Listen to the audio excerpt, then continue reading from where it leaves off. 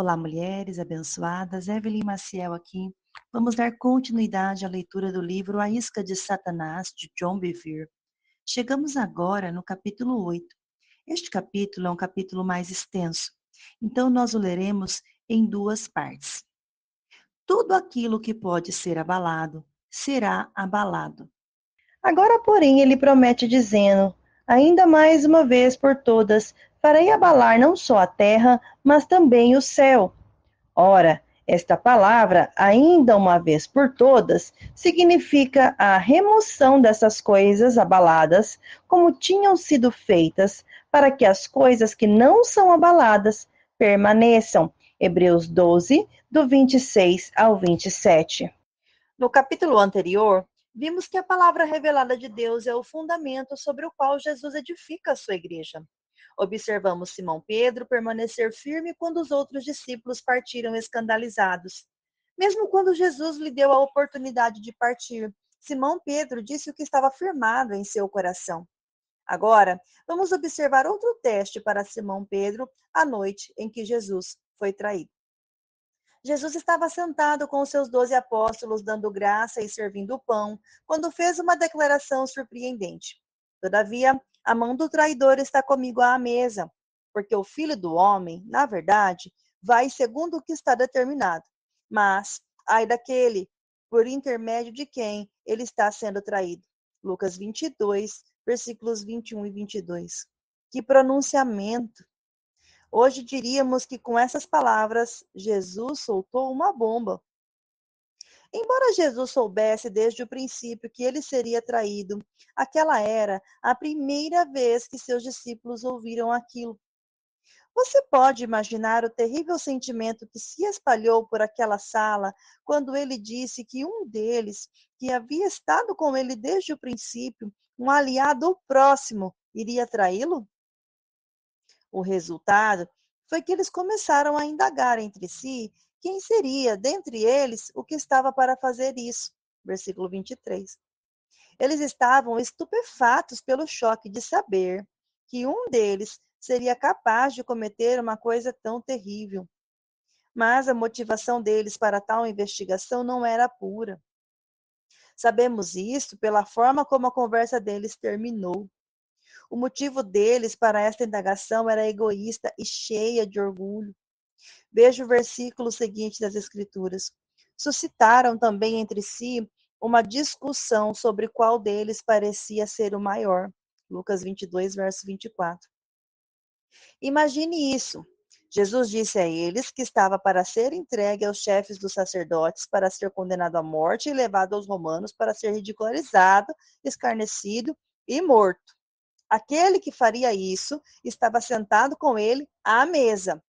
Os discípulos questionaram quem era, e aquilo terminou em uma discussão, quase como filhos discutindo por causa de uma herança. Não houve preocupação por Jesus, mas uma corrida por poder e posição. Que egoísmo inimaginável! Se eu estivesse na posição de Jesus, talvez perguntasse se eles tinham ouvido o que eu tinha acabado de dizer, ou se eles ao menos se importavam. Vemos a partir desse incidente um exemplo de como o mestre andava em amor e paciência. A maioria de nós, se estivesse no lugar de Jesus, teria dito: todos vocês saiam. Estou em meu momento de maior necessidade e vocês estão pensando em si mesmos? Que oportunidade para ficar ofendido. Podemos quase imaginar quem iniciou a discussão entre os discípulos. Simão Pedro, uma vez que ele tinha a personalidade mais dominadora do grupo, e geralmente era aquele que falava primeiro. Provavelmente ele rapidamente lembrou os outros como havia sido o único a andar sobre as águas, ou talvez ele tenha refrescado a memória dele sobre o fato de que havia tido a primeira revelação de quem Jesus realmente era. Então, ele pode ter mencionado novamente a sua experiência no Monte da Transfiguração com Jesus, Moisés e Elias. Pedro estava bastante confiante de que ele era o maior dos 12. Mas esta confiança não estava enraizada no amor, mas ancorada no orgulho. Jesus olhou para todos eles e disse-lhes: que eles estavam agindo como meros homens e não como filhos do reino. Os reis dos povos dominam sobre eles, e os que exercem autoridade são chamados benfeitores. Mas vós não sois assim. Pelo contrário, o maior entre vós seja como o menor, e aquele que dirige seja como o que serve. Pois qual é o maior, quem está à mesa ou quem serve? Porventura não é o que está à mesa? Pois no meio de vós eu sou como quem serve. Lucas 22, do 25 ao 27. O propósito do peneiramento. Embora Simão Pedro tivesse recebido muitas revelações de quem Jesus era, ainda não estava andando no caráter e na humildade de Cristo. Ele estava edificando a sua vida, o ministério sobre as vitórias passadas e o orgulho. Paulo nos advertiu em 1 Coríntios 3,10 para tomarmos cuidado em como construímos nosso fundamento em Cristo. Simão Pedro não estava construindo com os materiais necessários ao reino de Deus, mas com recursos tais como força de vontade e confiança em si mesmo. Embora não estivesse consciente disso, ele ainda estava aguardando a transformação do seu caráter. A sua referência vinha da soberba da vida. 1 João capítulo 2, verso 16. O orgulho jamais seria forte o suficiente para equipá-lo para cumprir o seu destino em Cristo. Se não fosse retirado, esse orgulho acabaria por destruí-lo. Em Ezequiel 28, do 11 ao 19, vemos que o orgulho foi a mesma falha de caráter encontrada em Lúcifer, o querubim ungido de Deus, e que causou a sua queda. Agora vejamos o que Jesus diz a Simão Pedro. Simão, Simão, eis que Satanás vos reclamou para vos peneirar como trigo. Lucas 22, verso 31. O orgulho abriu a porta para que o inimigo entrasse e peneirasse Simão Pedro. A palavra peneirar é tradução da palavra grega simiazo, que significa peneirar, sacudir em peneira, provar a fé de alguém por meio da agitação interior até as margens da destruição. Ora, se Jesus tivesse a mentalidade que muitos na igreja possuem, ele teria dito: vamos orar, rapazes, e amarrar este ataque do diabo. Não vamos permitir que Satanás faça isso com o nosso amado Simão. Mas veja o que ele diz. Eu, porém, roguei por ti, para que a tua fé não desfaleça. Tu, pois, quando te converteres, fortalece os teus irmãos. Lucas 22, 32. Jesus não orou para que Simão Pedro escapasse desse abalo intenso que o levaria às margens da destruição. Ele orou para que a fé dele não fraquejasse no processo. Jesus sabia que dessa prova um novo caráter surgiria, o caráter que Simão Pedro precisava para cumprir seu destino e para fortalecer os seus irmãos. Satanás havia pedido permissão para abalar Simão Pedro de uma forma tão grave que ele perderia sua fé. A intenção do inimigo era destruir aquele homem de grande potencial que havia recebido tantas revelações. Mas Deus tinha um propósito diferente com esse abalo e, como sempre, Deus está muito à frente do diabo. Ele permitiu que o inimigo fizesse aquilo a fim de abalar tudo em Simão Pedro que precisava ser abalado. Deus mostrou à minha esposa Lisa 5 propósitos de se sacudir alguma coisa. Primeiro, para levá-la para mais perto dos seus fundamentos. Segundo, para retirar o que está morto. Terceiro, para colher o que está maduro. Quarto, para despertar. E quinto, para unificar ou misturar de modo que não possa mais ser separado. Qualquer pensamento ou atitude do coração que esteja arraigado no egoísmo ou no orgulho será refinado. O resultado deste abalo tremendo foi que toda a confiança de Simão Pedro terminaria e tudo o que restaria seria o firme fundamento de Deus. Ele seria despertado para a sua verdadeira condição. O que estava morto seria removido e os frutos maduros seriam colhidos, trazendo para mais perto do seu verdadeiro fundamento. Ele já não atuaria mais de forma independente, mas seria dependente do Senhor. Pedro, orgulhosamente, retrucou as palavras de Jesus: Senhor, estou pronto para ir contigo, tanto para a prisão como para a morte. Essa declaração não nasceu do espírito, mas da sua autoconfiança. Ele não conseguia ver o prenúncio deste abalo. Judas versus Simão. Alguns acham que Pedro era um tagarela covarde. Mas no jardim, quando a guarda do templo foi prender Jesus, Pedro desembainhou sua espada e golpeou o servo do sumo sacerdote, cortando fora sua orelha direita. João 18:10. Poucos são os covardes que atacam quando os soldados inimigos estão em maior número. Portanto, ele era forte. Mas a sua força estava na sua própria personalidade e não na humildade de Deus, pois o peneiramento ainda não havia começado. Então, aconteceu exatamente como Jesus profetizou. O mesmo Simão Pedro, ousado e forte, pronto para morrer por Jesus, que brandiu a espada no jardim cheio de soldados, foi confrontado por uma pequena serva. Ele foi intimidado por ela e negou até mesmo conhecer Jesus. Alguns pensam que são as grandes coisas que fazem os homens tropeçarem. Em geral, são as coisas menores que nos abalam mais. Isso demonstra a futilidade da autoconfiança. Pedro negou Jesus mais 2 vezes. Imediatamente, o galo cantou e ele saiu e chorou amargamente. Pedro foi abalado em toda a sua autoconfiança e achou que nunca mais poderia se levantar novamente. Tudo que lhe restou, embora não tivesse consciência disso, foi o que lhe havia sido revelado pelo Espírito.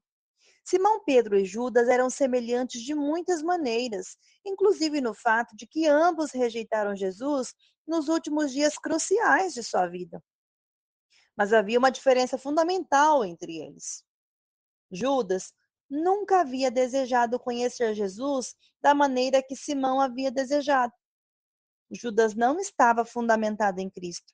Parecia que ele amava Jesus, já que havia deixado tudo para segui-lo, havia viajado em sua companhia constante e havia até permanecido sob o calor da perseguição.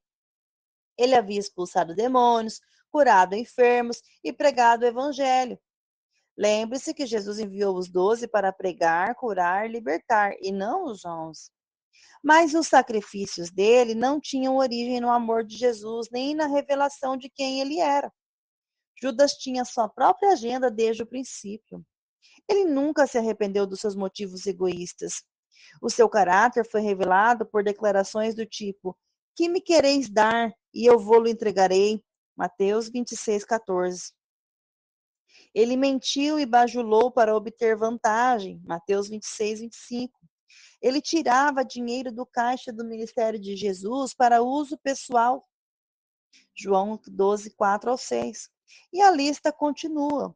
Ele nunca conheceu o Senhor, embora tenha passado 3 anos e meio em sua companhia. Ambos lamentavam o que haviam feito, mas Judas não tinha o fundamento que Pedro tinha. Por nunca ter tido fome por conhecer Jesus, Jesus não lhe foi revelado. Se Judas tivesse uma revelação de Jesus, ele nunca poderia tê-lo traído. Quando uma tempestade forte atacou sua vida, tudo foi abalado e soprado para longe. Veja o que aconteceu. Então Judas, o que o traiu, vendo que Jesus fora condenado, tocado de remorso, devolveu as 30 moedas de prata aos principais sacerdotes e aos anciãos, dizendo: Pequei, traindo sangue inocente. Eles, porém, responderam: Que nos importa? Isso é contigo. Então Judas, atirando para o santuário as moedas de prata, retirou-se e foi enforcar-se. Mateus 27, do 3-5. Ele estava cheio de remorso e sabia que havia pecado, mas ele não conhecia o Cristo. Ele não tinha entendimento da magnitude daquele a quem havia traído. Ele apenas disse: traí sangue inocente. Se ele conhecesse o Cristo como Simão Pedro conhecia, ele teria voltado para ele e se arrependido, conhecendo a bondade do Senhor. Cometer suicídio foi outro ato de quem vive independente da graça de Deus. O abalo revelou que Judas não tinha fundamento, mesmo depois de seguir o mestre por 3 anos. Inúmeros convertidos fizeram a, entre aspas, oração de arrependimento, frequentaram a igreja, se tornaram ativos na obra e estudaram suas Bíblias. Tudo isso, porém, é feito sem uma revelação de quem Jesus realmente é, embora eles o confessem com os lábios. Quando uma decepção grave acontece, eles ficam ofendidos com Deus e não querem ter mais nada a ver com ele. Deus nunca fez nada por mim? Ouvi-os dizer. Tentei o cristianismo, mas a minha vida só se tornou mais infeliz. Ou, orei e pedi a Deus que fizesse isso, mas ele não fez. Eles nunca entregaram suas vidas a Jesus, apenas tentaram se alinhar a ele, em busca de benefício próprio. Eles o serviram pelo que ele podia lhes dar. Eles se escandalizaram com facilidade. Eis a descrição que Jesus fez deles. São as pessoas que, ao ouvirem a palavra, logo a recebem com alegria. Entretanto, visto que não têm raízes em si mesmas, são de pouca perseverança. Ao surgir alguma tribulação ou perseguição por causa da palavra, rapidamente sucumbem. Marcos 4, do 16 ao 17. Observe que ele disse que eles sucumbiram, se ofenderam, porque não tinham fundamento. Em que devemos estar arraigados? Encontramos a resposta em Efésios 3, do 16 ao 18. Devemos estar arraigados e alicerçados em amor. O nosso amor por Deus é o nosso fundamento. Jesus disse: ninguém tem maior amor do que este, de dar a alguém a própria vida em favor dos seus amigos. João 15, verso 13. Não podemos entregar as nossas vidas a alguém em quem não confiamos. Não podemos entregar as nossas vidas a Deus se não o conhecermos o bastante para confiar nele. Precisamos conhecer e entender a natureza e o caráter de Deus. Precisamos ter a certeza de que ele nunca faria nada para nos prejudicar. Ele sempre procura aquilo que sabe que é para o nosso bem. O que pode parecer uma decepção para nós, sempre cooperará para o nosso bem se não perdermos a fé. Deus é amor. Não há egoísmo ou mal nele. É Satanás quem deseja nos destruir. Em geral, vemos situações em nossas vidas através de óculos de curto alcance. Isto distorce a imagem real. Deus olha o aspecto eterno daquilo que nos acontece. Se olharmos as situações somente a partir do nosso ponto de vista limitado, duas coisas podem acontecer. Primeiramente, em meio ao processo de purificação de Deus, ainda seremos uma presa fácil para a ofensa, quer seja nos ofendendo com Deus ou com algum de seus servos. Em segundo lugar, podemos ser facilmente enganados pelo inimigo. Satanás usará algo que parece certo no momento, mas o seu plano final é usar isso para a sua destruição ou morte. Quando estamos firmados na confiança em Deus, não somos afastados dos cuidados do Pai. Não sucumbiremos à tentação de cuidar de nós mesmos, dependendo do caráter de Deus. Uma das estratégias do inimigo para tentar nos afastar da confiança em Deus é perverter a nossa percepção do seu caráter.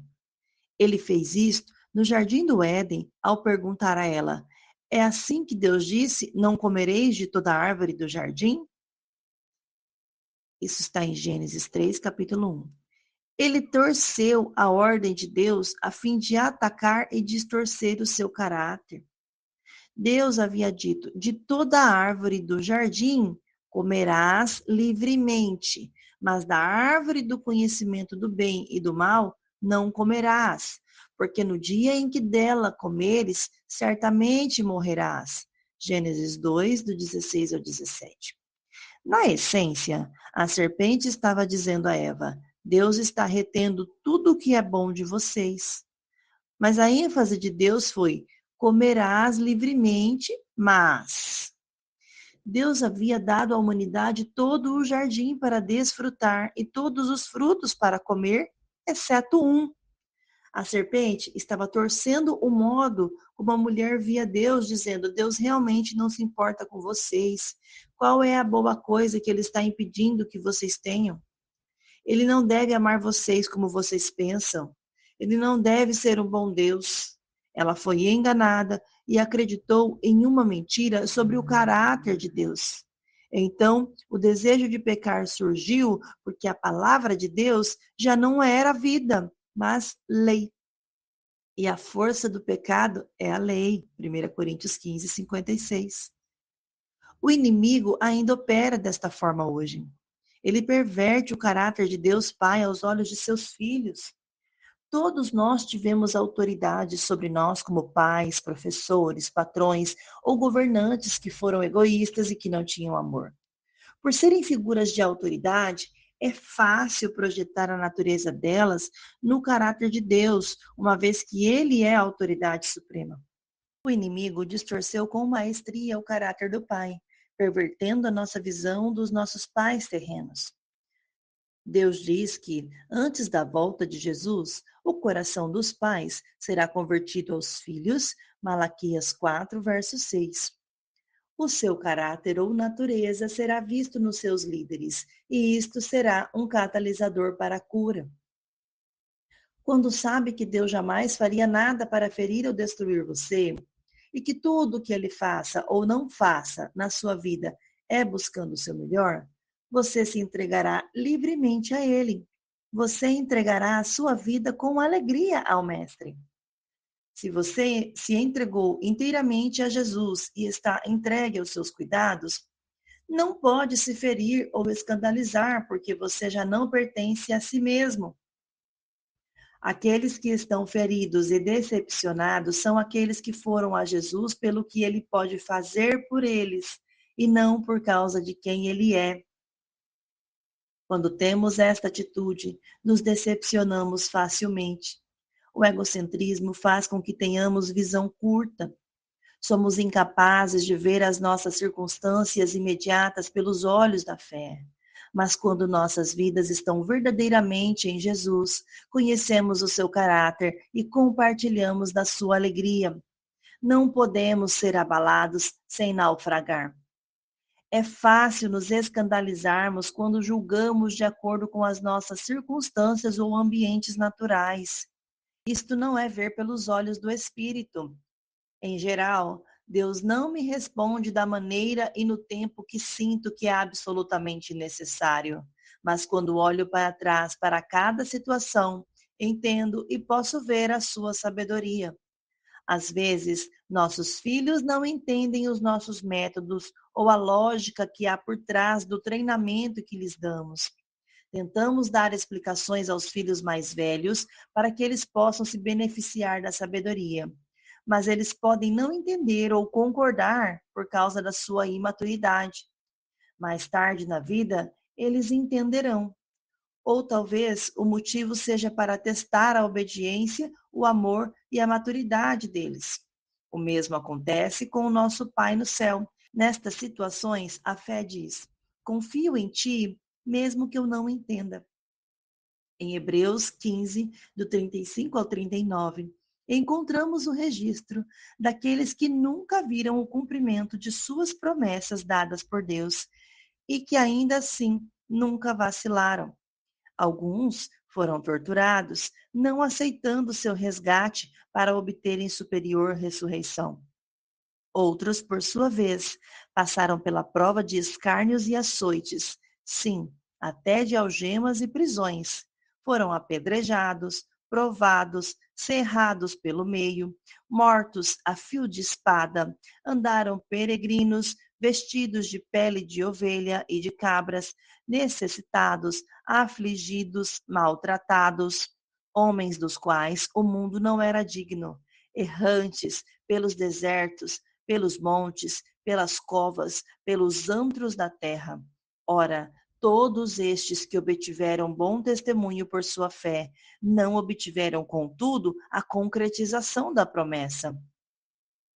Eles decidiram que Deus era tudo o que queriam, independente do preço. Eles creram nele mesmo quando morreram sem ver as promessas cumpridas e não ficaram ofendidos. Somos arraigados e alicerçados quando temos este amor e confiança intensos em Deus. Nenhuma tempestade, independente do quanto possa ser intensa, jamais pode nos abalar. Isto não vem da força da vontade ou da personalidade. É um dom da graça a todos os que colocam a sua confiança em Deus, jogando fora toda a confiança em si mesmo. Mas, para entregar-se inteiramente, você precisa conhecer aquele que sustenta a sua vida. Assim, nós finalizamos a primeira parte deste capítulo 8. E eu te espero na próxima parte, em nome de Jesus. Que Deus te abençoe.